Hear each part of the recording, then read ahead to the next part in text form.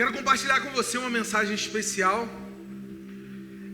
A gente começou essa igreja sobre esse fundamento. A primeira palavra que Deus me deu ao chegar em Friburgo, antes mesmo de mudar para cá, foi honra. Honra é a chave. Honra, Deus me deu que honra é a chave para desbloquear uma realidade que antes estava reservada, protegida, escondida aqui na cidade de Nova Friburgo. Honra é o motivo pelo qual os avivamentos começam, e honra é a principal razão pela qual os avivamentos acabam. Honra. A honra é o que faz estéreis gerarem. A falta da honra é o que fazem pessoas que são cheias do Espírito Santo passarem a ser estéreis. E essa noite, Deus nos convidou para um próximo nível. Hoje é um dia importante para mim, para a nossa liderança. Nós estivemos aqui orando, respondendo a essa direção do Espírito Santo, preparando o nosso espírito e nosso coração para o próximo capítulo. Nós estamos felizes e realizados, contentes com o que Deus fez até aqui, mas nada se compara com o próximo capítulo. No dia de ontem encerrou o ciclo de 1 ano, desde que começou uma nova história aqui na nossa igreja. Ano passado nós iniciamos uma mentoria, recebemos aí o cuidado mais próximo de 2 lideranças muito importantes, que é o Michael Brodor e também o Colin Dye, pessoas que abriram o seu tempo, a sua energia e o seu conhecimento para nos abençoar, nos edificar. Nós entramos num programa, e esse programa trouxe muita vida para a igreja, desbloqueou, liberou muitas realidades, simplesmente porque nós aprendemos com eles princípios que eles já têm praticado durante anos, princípios bíblicos, resgatando a igreja a um modelo 100% bíblico, 100% bíblico. Muitas igrejas estão fazendo a coisa certa da maneira errada, e nós estamos aprendendo a fazer a coisa certa da maneira certa, para a pessoa certa. Amém? Glória a Jesus. Então começou-se a descortinar uma série de projetos e de realidades, e muitas pessoas começaram a desfrutar isso no seu casamento, desfrutar disso na sua família, desfrutar disso no seu trabalho. A gente fez uma reunião com os líderes hoje, e a gente de repente olhei para a Isabela, olhamos um para o outro, e a gente notou algo em comum, que os nossos líderes estão muito melhor depois da pandemia do que ingressaram na pandemia, em vários sentidos, financeiro, profissional. Olha que coisa linda, coisa bela, coisa típica. Por quê? Porque são pessoas que estão crescendo no exercício dos princípios, estão se movendo por fé e não por vista, estão se movendo por decisão e não por condição. Então são pessoas que estão respondendo à vontade do Pai e não à sua própria vontade. Então, basicamente, de tudo que a gente vai falar hoje, você precisa entender que uma chave precisa virar, a chave de quem governa a sua vida. Ou é Jesus, 100% Jesus, ou é simplesmente o seu ego, o seu eu, o que você avalia, o que você entende e etc. Essa semana nós tivemos uma grande polêmica acerca da Bíblia. Houve uma declaração que a Bíblia é insuficiente. Isso gerou uma grande comoção em toda a comunidade cristã ao redor do Brasil, língua portuguesa. Ficou bem polarizado, algumas pessoas se posicionaram completamente a favor, outros completamente contra. Eu te encorajo a você assistir a mensagem, para que você entenda e não fique só como um papagaio repetindo as coisas que você vê no Instagram, mas que você use o seu juízo crítico, sua capacidade de ver que muitas coisas ali são razoáveis até que algo muda. E a raiz disso que está por trás, eu vejo simplesmente, que é simplesmente quando você coloca um homem no meio, coloca um homem na frente, o que o homem acha acerca da palavra de Deus. Quando Deus já declarou algo muito claro sobre ela é viva e eficaz, como faca de 2 gumes. Amém? A revelação de Jesus é completa, do Espírito Santo. E hoje, nós simplesmente nos amoldamos à palavra. Não devemos rebaixar a palavra ao nosso nível de experiência, mas elevar a nossa experiência ao nível da palavra. Então, se eu não concordo, se eu não entendo, se eu não interpreto, o problema é meu. Eu tenho que pegar isso e amoldar o padrão da palavra. Não vos conformeis com este século, mas transformai-vos pela renovação da vossa mente para experimentar aquilo que é bom, perfeito e agradável.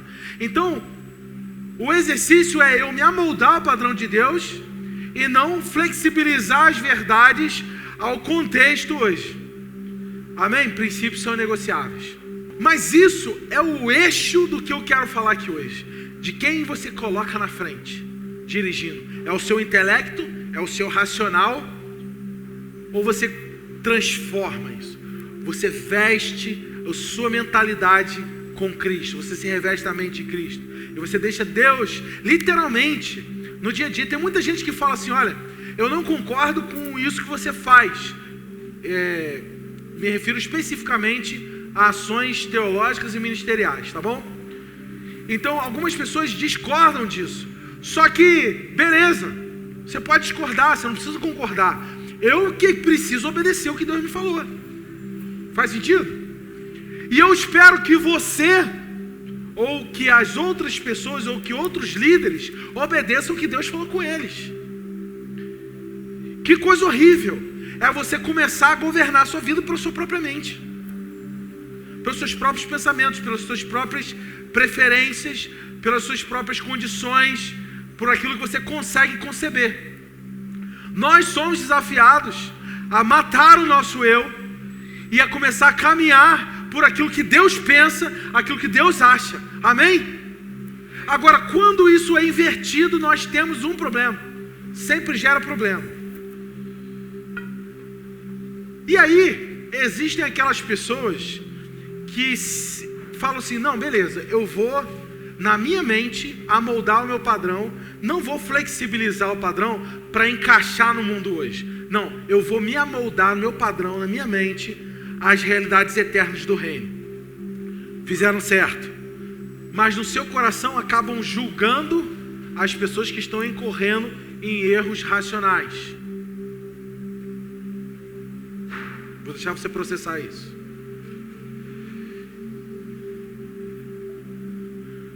Muitas vezes nós sabemos que estamos fazendo a coisa certa, nós nos amoldamos, nós sabemos, olha, a minha tendência natural é ir por esse caminho, mas eu mortifiquei a minha carne, as minhas razões, os meus conceitos e me amoldei aqui. Eu me sujeitei, eu me rendi, eu abri mão, eu perdi a guerra para Deus, sabe? É sua vontade, como Jesus fez. Não se faça a minha preferência, mas seja feita a tua vontade soberana. Se a gente fosse traduzir no original, agora ficaria assim. Não seja feita a minha telema no original, seja feita a tua bolema, Pai. Então você mortifica a sua preferência, mata a sua preferência e se sujeita à vontade soberana de Deus. Beleza, você fez isso. E aí você sabe qual era a sua tendência. A sua tendência era estar bem ali. Aí você vê uma pessoa indo ali. Aí você fala, esse cara está errado, porque ele está indo na preferência humana, na tendência humana. E aí você começa a julgar a pessoa. Você tem que amoldar não só a sua mente, mas o seu coração também, porque é no seu coração que você começa a presumir e julgar o outro. E o que deveria ocupar o meu coração é honra e amor, porque eu fui salvo pela graça. Então eu deveria encher meu coração de graça e amor e não ficar condenando as pessoas, julgando, apedrejando pessoas que eu discordo ou que ainda não entenderam o que você acabou de entender. Eu sei que é um pouco subjetivo, mas faz uma forcinha aí. Vamos botar nossos músculos para pensar. Por quê? Não dá para inverter, cara. O homem não pode ficar na frente. Raciocínio não pode ficar na frente. Primeiro eu preciso ouvir, ser dirigido pela voz de Deus. Eu preciso ser dirigido pela voz de Deus. Vira para a pessoa que está próxima a você e fala assim, seja dirigido não pelos seus conceitos, mas pela vontade de Deus, pela voz de Deus. Ouça a voz de Deus. durante algum tempo, eu atuei ministerialmente traduzindo. E eu traduzi em algumas ocasiões pregações, e eu também traduzi ministrações de cura. E eu ainda não sabia conduzir uma ministração de cura, ainda não sabia curar os enfermos no modelo de Jesus. Ainda tinha alguns mitos, ainda tinha algumas dificuldades, ainda tinha alguns conceitos. E eu simplesmente estava ali para traduzir. E aí você imagina se em algum momento eu traduzindo, eu deixasse de ouvir a voz daquele gringo que estava sendo conduzido pelo Espírito Santo, que foi treinado no exercício dos dons. Aquele cara que estava ali operando, curando enfermos. Se eu parasse de ouvir a direção dele, o que ia acontecer? Hein? Isso com certeza ia afetar completamente o resultado, não ia? Vou te dar um outro exemplo. Você já dirigiu para algum lugar e você não sabia para onde ir, tinha uma pessoa do seu lado te guiando. Se você parasse de ouvir a voz dessa pessoa que estava te guiando na condução, onde você ia parar? Eu não sei se já aconteceu com você, mas acontece com muitos friburguenses. Eu já conversei com alguns. Eu já passei por isso umas 4 ou 5 vezes. Você descer da ponte Rio-Niterói e você quer ir em direção à Barra, pegar a linha amarela.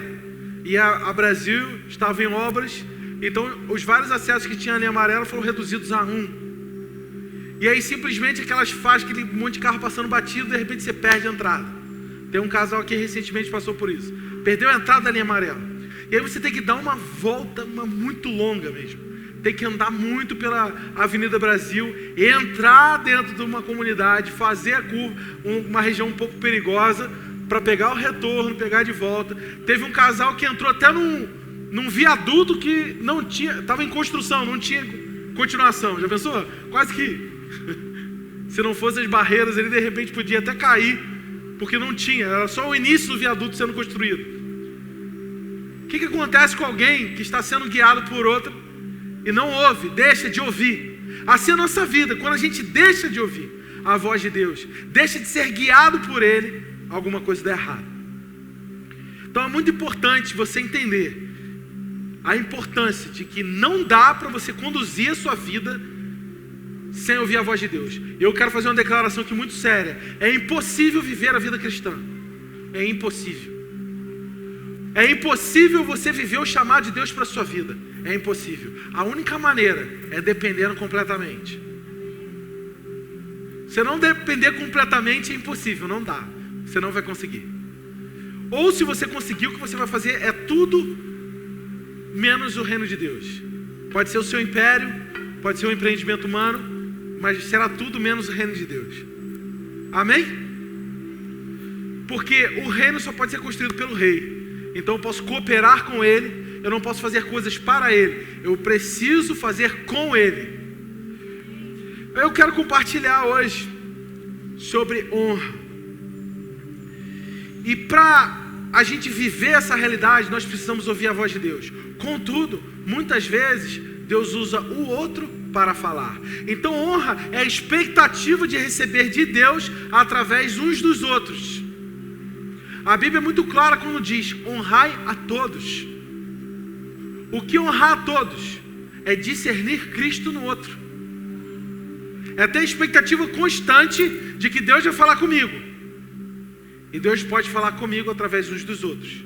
Porque 1 Coríntios, capítulo 14, versículo 2, diz que aquele que profetiza o faz para edificação, consolação e encorajamento. Então, se você não está ouvindo Deus através de um irmão, provavelmente você não está sendo consolado, encorajado e edificado. Então, se você deseja ser edificado, encorajado e consolado de uma maneira mais intensa, que é o que vai te preparar para o próximo nível, você precisa entender que muitas vezes Deus vai usar o seu irmão. Faz sentido? Então eu preciso do meu irmão muitas vezes para ouvir a voz de Deus. Claro que Eu não estou colocando intermediador entre você e Deus. Não é isso, de forma alguma. Mas eu estou falando da vida em comunidade, que é algo intrínseco do cristianismo. Vamos observar uma passagem aqui, Lucas, capítulo 1, versículo 42. Diz o seguinte: em alta voz Isabel exclamou: você é abençoada entre as mulheres, e abençoada a criança que está no seu ventre. Eu tenho a grande honra de receber a visita da mãe do meu Senhor. Quando eu vi a saudação, sua saudação, o bebê em meu ventre se agitou de alegria. Você é abençoada, pois creu no que o Senhor disse. Essa aqui é uma passagem em que Isabel está se dirigindo a Maria. E você vai se lembrar que Maria era uma mãe adolescente,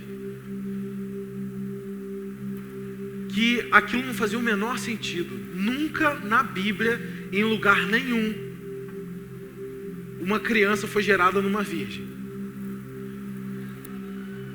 Isso era um absurdo. Então o destino natural de Maria era apedrejamento até a morte, após ser rejeitado pelo seu marido. Mas um anjo aparece para o seu marido José. Ele entende o que está acontecendo. Ele entende que foi o Espírito Santo que engravidou Maria, gerando Jesus ali. Mas quem iria acreditar numa coisa dessa? O anjo apareceu para José. Quem acreditaria numa coisa dessa? De repente, Isabel, ela tem uma visão espiritual. Ela olha com olhos de honra para Maria. E ao invés dela amaldiçoar a criança, ao invés dela apedrejar, ao invés dela rejeitar, ao invés dela criticar e dizer assim: você, adolescente, grávida, pulou a cerca, comeu a merenda antes da hora. Ao invés dela liberar sentenças condenatórias que gerariam uma rejeição em Maria, ela fez uma declaração oposta a isso. Ela falou: você é abençoada entre as mulheres, e abençoada a criança que está no seu ventre. Eu tenho a grande honra de receber a visita da mãe do meu Senhor. Ela tinha olhos espirituais. Eu quero propor para que você tenha olhos espirituais, para que você olhe e discirna Cristo dentro do outro, assim como Isabel percebeu Cristo dentro de Maria. Tem alguém aí? E aí o que acontece com Isabel? Com essa pessoa que tem as lentes da honra, o que acontece com ela? Ela gera profeta. Aqui está uma fórmula para o que você vier a gerar. Vai gerar algo que vai liberar a voz de Deus, que vai liberar consolação, edificação e encorajamento. Algo que vai sair do seu ventre, que vai produzir algo fantástico, que vai executar e preparar os desígnios de Deus para a nossa geração. Aqui está o retrato de quem Deus usa para preparar os seus desígnios para essa geração. Pessoas que têm lentes da honra. E aí Maria respondeu em forma de cântico: minha alma engrandece ao Senhor, meu espírito se alegra em Deus, meu Salvador, pois grandes coisas tem feito. E ela começa a liberar essa canção. Mas você sabia que essa mesma canção que Maria cantou foi cantada aproximadamente 2000 anos antes na Bíblia, no Velho Testamento, por outra mulher? A mesma canção, e ela não conhecia, não era conhecida. Foi um espontâneo. Coincidentemente, elas cantaram a mesma canção. Coincidentemente, no início do livro de Lucas, que Maria canta isso, no início do livro de Samuel, Ana profere a mesma canção: a minha alma engrandece o Senhor. Agora você vai se lembrar o que aconteceu antes disso. Ana era estéril, assim como Isabel. Isabel era estéril. Ana era estéril, assim como Isabel. E tudo que Ana tinha dentro dela era angústia. Mas Deus escolheu Ana para gerar algo precioso, para gerar um profeta chamado Samuel. Então Ana tinha algo precioso dentro dela. Samuel que ungiu Davi. Que por causa de Davi veio essa genealogia até Maria. Maria era descendente direto de Davi. Mas olha o que aconteceu. Eu vou ler para você aqui, ó. Eli, enquanto Ana fazia sua oração ao Senhor, ele observava. Cuidado com uma tendência natural humana que é a observação. Veja, é diferente de percepção. Estar atento é estar com a sua antena ligada no mundo espiritual, percebendo algo por detrás, além do que os olhos naturais podem ver. Isso é estar atento, isso é percepção. Observação é a mera constatação de fatos que se mostram diante de você. Eli observava um ato de adoração. Ele não poderia estar adorando como sacerdote? O que vocês acham? Mas Eli observava.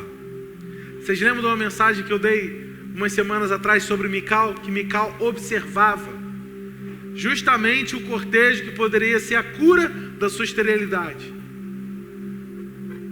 Ela observava. Eli faz a mesma coisa, observa. E ao observar, viu que os lábios dela se moviam, mas como ouvia som algum, pensou que estivesse bêbado. O que ele fez? Ele observou e pensou. O nome disso é familiaridade. É julgar as pessoas pelo rótulo e não pela essência. Quem observa rótulo acha que aquilo é alguma coisa. Quem prova a essência sabe o que realmente é. Sabe que sabor tem, não é verdade? Então pessoas que se colocam numa situação, numa condição observadora, vão sempre trazer julgamentos, críticas, rótulos, etc. Olha a declaração que saiu da boca de Eli, ao contrário de Ana. De Isabel, que foi: abençoada és tu, e a criança está no teu ventre abençoada. Mas olha a declaração que saiu dos lábios de Eli: até quando você vai se embriagar? Larga esse vinho. Ela estava intercedendo e adorando profundamente. Sabe por que ele jogou assim? Porque ele não entendia aquele nível de adoração. Vou repetir, ele não entendia aquele nível de adoração. Ela gemia diante do Senhor, derramava sua alma copiosamente diante do Senhor, chorava, mexia os lábios e não fazia som algum. Nós temos a tendência humana natural a cancelar as vias da honra. Nós temos essa tendência terrível de avaliar as pessoas pelo que a gente vê e encaixar elas em rótulos. E a gente presume e infere coisas. Ele poderia fazer uma pergunta, não poderia? O que está acontecendo com você? Você está bem? Mas não foi isso que aconteceu. Ele disse assim: até quando você vai se embriagar? Ele proferiu um julgamento. Vamos combinar aqui uma coisa, igreja? Todo mundo aqui comigo. Vamos aprender a fazer perguntas ao invés de declarar afirmações? Vamos. Ao invés de dizer, seu burro, ao invés de dizer assim, me explica, o que você não está entendendo? Ao invés de sentenciar uma pessoa, dizendo assim, cara, nunca vi pessoa negativa você. Vamos aprender a fazer uma pergunta: o que está acontecendo com você? Por que você está dessa maneira? O que afetou tanto o seu humor? O que trouxe tanto peso ao seu coração? Me ajuda a te entender. Faça perguntas. Então vamos declarar isso em voz alta? Eu vou aprender a fazer perguntas no lugar de afirmações. Pronto. Grande passo hoje, grande avanço, podemos ir embora. Até quando vai se embriagar?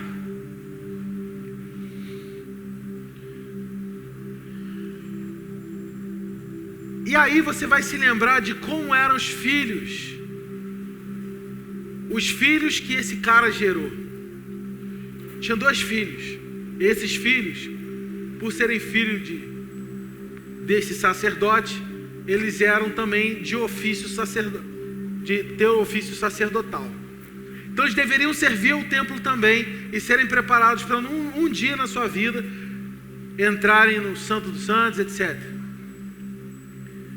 Eles eram para crescer em temor, em reverência, eles tinham tudo. Eles tinham chamado, eles tinham condição, eles tinham ambiente, eles tinham herança, eles tinham tudo.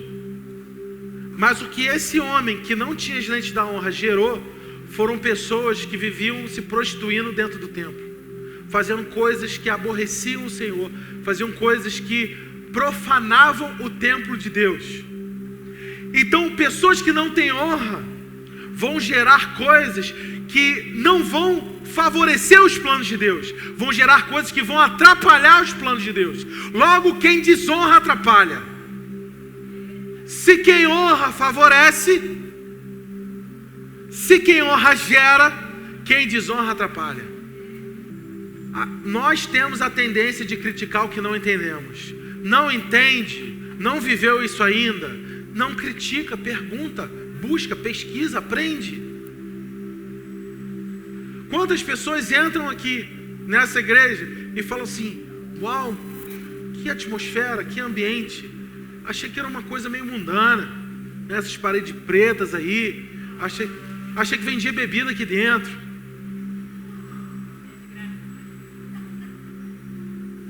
E acabam presumindo,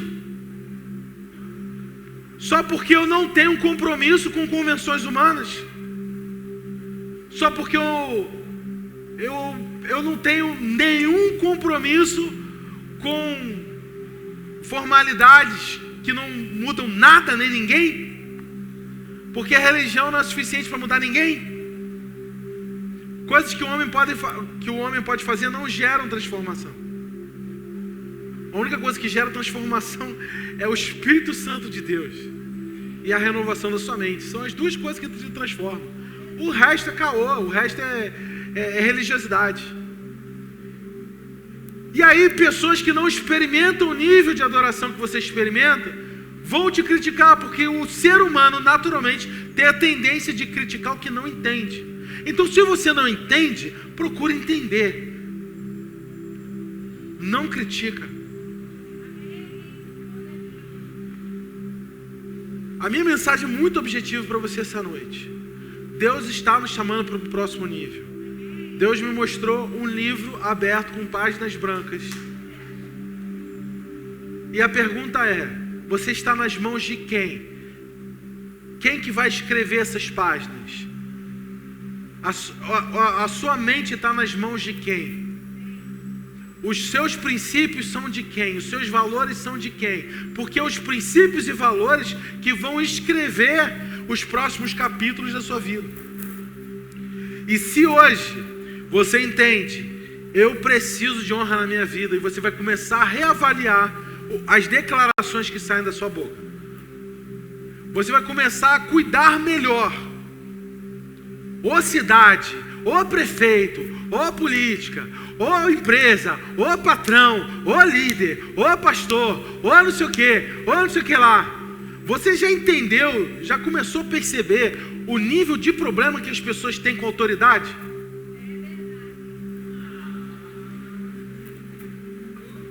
Tem muita gente que era amigo meu até o dia que eu fui ungido uma autoridade, aí virou um problema.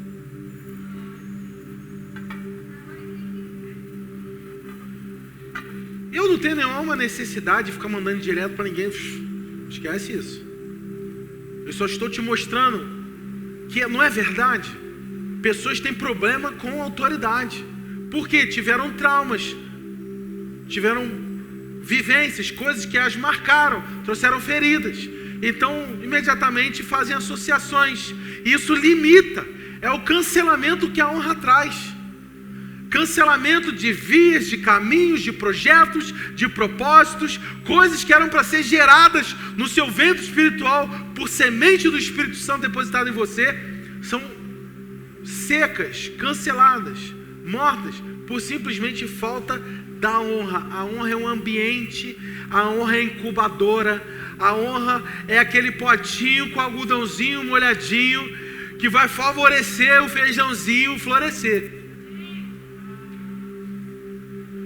Isso é a honra. A honra é o clima, a honra é o ambiente. Então a honra, ela se reflete em palavras, em olhares, em atitudes.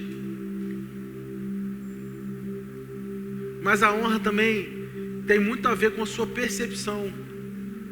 Então vamos discernir Cristo dentro do outro, porque foi isso que Isabel fez. Ela percebeu Cristo dentro de Maria, e aquilo que naturalmente, humanamente, uma mulher faria, que seria criticar uma adolescente grávida, ela naturalmente faria isso, criticaria, rejeitaria, apedrejaria, cumpriria a lei. Ela simplesmente começa a abençoar aquilo que Deus está fazendo. Então o nosso chamado hoje é nos preparar com a honra para o próximo nível, começar a abençoar o que Deus está fazendo no interior de cada um de nós. Veja, semanalmente nós temos uma bênção aqui. Você não faz ideia do que está acontecendo aqui. Eu faço porque eu venho para cá sexta-feira. Sexta-feira eu fico aqui sentado aqui em cima. A gente fica trabalhando e eu fico ouvindo. Não dá para ouvir nada além de choro. Eu não consigo ouvir nada, não sei nada do que está acontecendo lá dentro. Mas tem um plantão de cura interior aqui toda sexta-feira, o dia inteiro. E pessoas saem daqui libertas, desbloqueadas, desatadas, restauradas interiormente. Então, se você sente dificuldade, se você sente que traumas têm orientado as suas escolhas, traumas têm orientado suas atitudes, traumas têm orientado a sua percepção, têm contaminado, têm distorcido. Então, nós temos um lugar para você aqui. Toda sexta-feira, dê seu nome, tem um número do WhatsApp que você vai agendar o seu atendimento, e você vai ser atendido aqui. Se você não conseguir atendimento, vem de última hora, o pessoal vai brigar comigo. Mas eu quero que aqui seja um lugar que receba, acolha todo mundo. Estamos treinando mais pessoas, porque nós somos um lugar de cura, um lugar de conexão. Então, se você tem traumas, você vai ter dificuldade de se conectar com Deus e com pessoas. E o que esse ministério de cura, né, que conduzido pela minha mãe, Isabela, Cíntia, outras pessoas que estão começando a treinar e exercer aqui. Cara, que bênção, que coisa maravilhosa. Sabe por quê?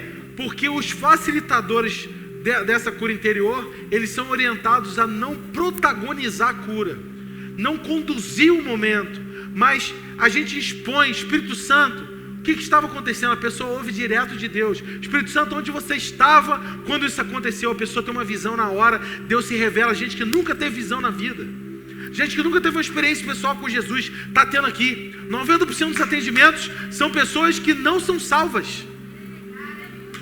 Olha que bênção, cara. Duas coisas: isso é uma ferramenta para você, para o seu coração. Isso é uma ferramenta para quem você ama,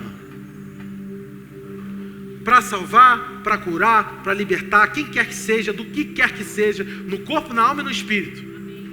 Endemoniado, traz para cá. Pessoas com baixa autoestima, pessoas com traumas, com toque, com seja lá o que for, com transtorno obsessivo, compulsivo, com toque, mesma coisa, né? Amém, aleluia. Mas com bipolar, explosão de ira, seja lá o que for, traz para cá. Amém? Gente, o que está acontecendo? Eu acho isso uma boa notícia, não? E não fica aí você sentadinho aí, que sua hora vai chegar de estar ali ministrando também. Vamos ter resposta, amém? É isso aí. Eu quero ler uma outra passagem para você. Marcos 8, 24 a 25. O homem levanta os olhos e afirma: vejo pessoas e elas se parecem como árvores caminhando.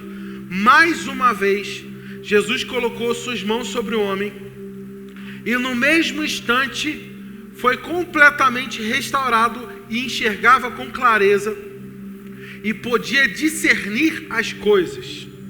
Nesse episódio, Jesus chega a uma cidade chamada Betsaida, cuja etimologia significa peixaria, cidade natal de 3 discípulos de Jesus. Um ambiente que matava profetas, porque foi nessa cidade que João foi decapitado alguns dias antes. Como peixaria era um ambiente que fedia carcaça de que um dia viveu, e provavelmente um ambiente que atraía muitas moscas e animosidade. Eu não sei você, mas eu já fui para experiências de férias, né?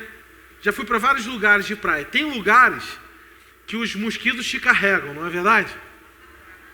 E tem lugares que não tem mosquito nenhum, e você fica na paz de Deus. E imagina que Betsaida era um lugar que era cheio de mosca, peixaria, sabe? Aquele fedor, aquela carcaça. Um ambiente que fedia o que um dia já viveu. Era um local que conhecia a fama de Jesus, onde as pessoas tinham a expectativa do sobrenatural, era a base de operações do ministério de Jesus, onde ele realizou a maior quantidade de milagres. Então tinha uma expectativa latente no ambiente de sobrenatural. As pessoas tinham fome do sobrenatural. E a população ali, por causa dessa fome, por causa dessa expectativa, traz um cego pedindo que lhe tocasse. A expectativa era apenas que um toque de Jesus era suficiente para curar. Boa expectativa, não é? É interessante perceber que a primeira coisa que Jesus faz é tirar o cego daquele ambiente. Jesus pega ele pela mão e tira ele daquela vila, leva para fora. E eu te pergunto, por quê? Por que Jesus quer tirar você do ambiente que mata profetas? Existem pessoas e realidades que têm fome sobrenatural. Mas a primeira resposta que Deus manda do céu para manifestar o sobrenatural, pessoas matam. Entenda uma coisa, o poder de Deus só flui pelo leito da honra. Vamos repetir isso? O poder de Deus só flui pelo leito da honra. Se não tiver a honra, Jesus vai te tirar daí para fazer alguma coisa na sua vida. Ei, caramba! Por que será que tem pessoas que precisam ir para São Paulo, para o Rio de Janeiro, para conferências, para sentir a presença de Deus? Jesus fez saliva, pegou a saliva, fez um lodo, esfregou nos olhos daquele cego e perguntou: o que você vê? Eu te faço a pergunta hoje: o que você vê? Quando você olha para a cidade, o que você vê? Quando você olha para a sua família, o que você vê? Quando você olha para os seus colegas de trabalho, o que você vê? Quando você olha para os candidatos desse ano, o que você vê? E aí Jesus, ele fez esse lodo e ele esfregou. Sabe o que Deus quer fazer? Presta atenção, a saliva, ela é produzida na boca, certo? Amém? Glândulas salivares. E a boca, ela serve para quê, minha gente? Para ingerir e para liberar. Faz sentido? Estão me acompanhando? Então, a saliva é um símbolo da palavra falada de Deus, da palavra rema de Deus. Jesus quer lavar a sua visão com a palavra dele. Você está entendendo isso, minha gente? Então comece a perceber as pessoas pelas lentes da honra, pelas lentes da palavra. Deixe a palavra lavar a sua visão. A ninguém mais conheceis segundo a carne. Essa é a instrução do apóstolo Paulo. A ninguém mais conheceis segundo a carne. Ou seja, não use fontes naturais para levantar informações sobre uma pessoa. Pessoas não são os seus erros. Seus erros não te definem. Se você errou, sempre haverá uma expectativa, uma oportunidade de você acertar. Se nós formos um ambiente que mata profetas, Jesus, ao invés de trazer pessoas aqui para dentro, Ele vai tirar pessoas daqui de dentro para fazer alguma coisa na vida delas lá fora. Está ouvindo? Então nós precisamos ser um ambiente de honra. Nós precisamos ser um ambiente onde Jesus vai trazer pessoas aqui e a gente vai falar, não, peraí, eu conheço esse cara, eu sei a fama dele, eu sei o caráter dele, eu sei os tombos que ele já deu, as trapaças que ele já fez, os erros que ele cometeu, eu já sei a história desse cara. Naturalmente, mas agora eu não conheço mais segundo a carne, agora eu vou ouvir de Deus como ele vê essa pessoa. E eu vou tratá-lo segundo o que Jesus fez, não segundo o que ele fez. Tem alguém ouvindo aí? O que você vê? Muitas vezes, o problema não está nas pessoas. O desafio, na verdade, está no seu olhar. Tem uma história engraçada, vou contar para vocês. A gente estava em Búzios, eu, Isabela e uma família. E a gente apertou todo mundo no carro, fim de tarde, praia. A gente ia em casa tomar banho para passear à noite. E a pessoa, uma senhora que estava daquela família, entrou nesse carro, sentou no banco da frente, de óculos escuros, porque estava vindo da praia, etc. E a gente pegou um trânsito normal aí de Búzios, né, um engarrafamentozinho. E aí foi escurecendo, foi anoitecendo, aquela senhora estava com óculos escuros. E de repente ela começou a gritar, minha filha, eu estou ficando cega, eu não estou enxergando nada, me ajuda, socorro. E aí começou a gritar, histericamente dentro do carro, eu estou cega, não estou vendo nada. Mamãe, a senhora está com óculos escuros, mamãe.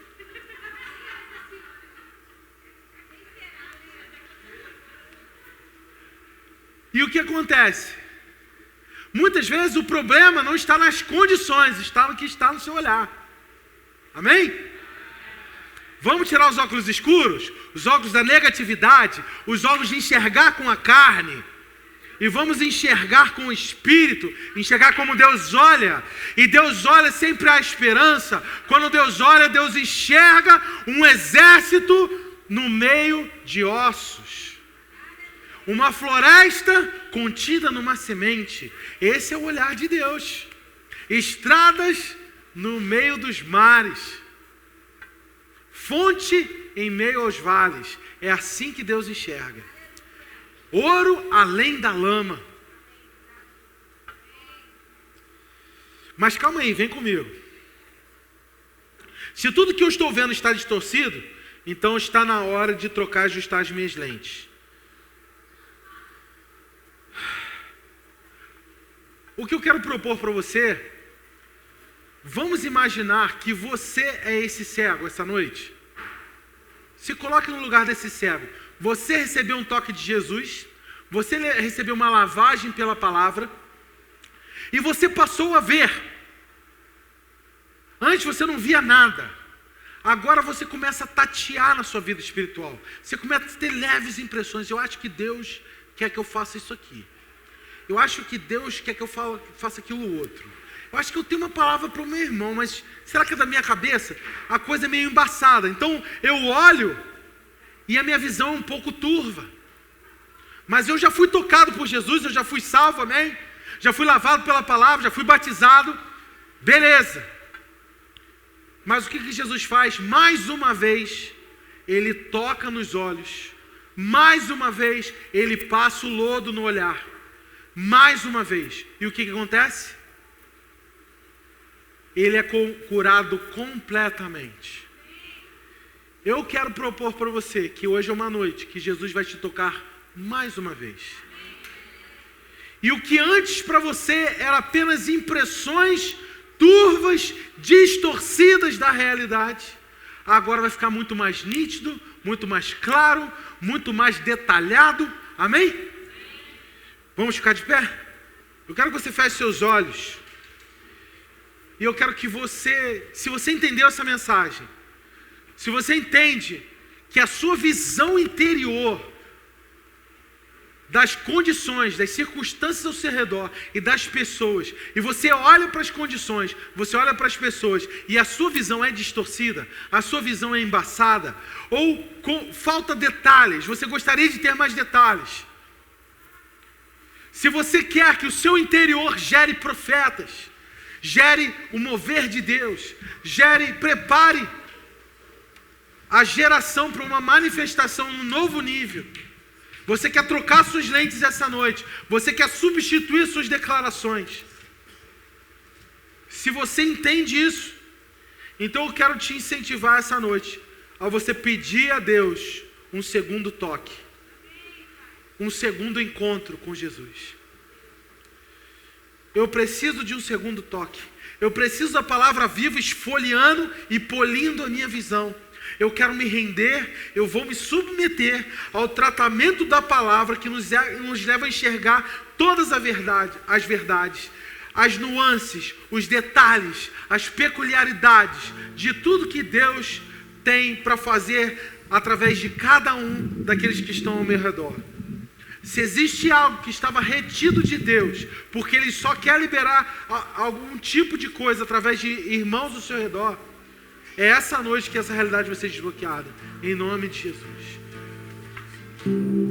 Faça sua oração silenciosa no seu lugar, peça a Ele, eu preciso de um segundo toque, eu preciso de um segundo encontro, eu quero enxergar, eu quero ver,